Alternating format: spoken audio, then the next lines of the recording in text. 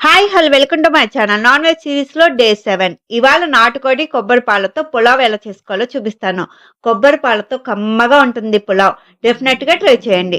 ముందుగా 750 grams normal rice ని తీసుకోండి. బాస్మతి రైస్ కన్నా నార్మల్ రైస్ అయితే పులావ్ బాగుంటుంది.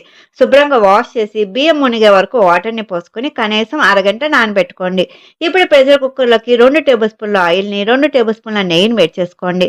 6 యాలకుల్ని 8 లవంగాల్ని 2 స్టార్ అనేసుల్ని 3 ఇంచుల దాల్చిన చెక్కని 2 బిర్యానీ ఆకుల్ని 15 జీడిపప్పుల్ని యాడ్ చేసి జీడిపప్పులు ఎర్రగా అయ్యే వరకు ఫ్రై చేసుకోండి మీడియం ఫ్లేమ్ లో.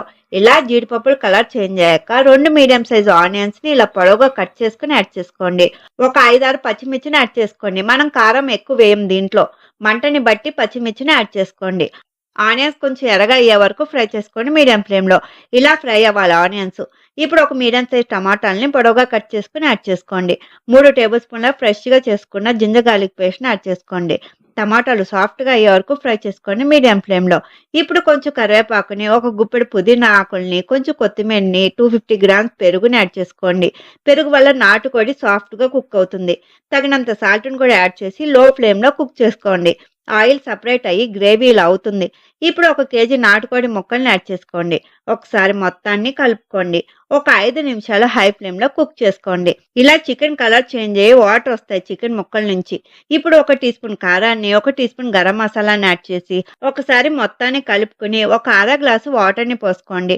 మళ్ళీ ఒకసారి కలుపుకొని మూత పెట్టి 4-5 విజిల్స్ వచ్చే వరకు కుక్ చేసుకోండి మీడియం ఫ్లేమ్లో. కుక్కర్ లేకపోతే ఒక 20 నిమిషాలు మూత పెట్టి కుక్ చేసుకోండి మీడియం ఫ్లేమ్లో.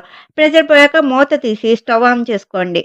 ఇప్పుడు 1 కప్పుకి 2 కప్పుల చొప్పున సగం కొబ్బరి పాలని, సగం వాటర్ని యాడ్ చేసుకోండి. కొబ్బరి పాలు ఎక్కువైనా పర్లేదు కానీ అన్ని కొబ్బరి పాలని యాడ్ చేయకండి.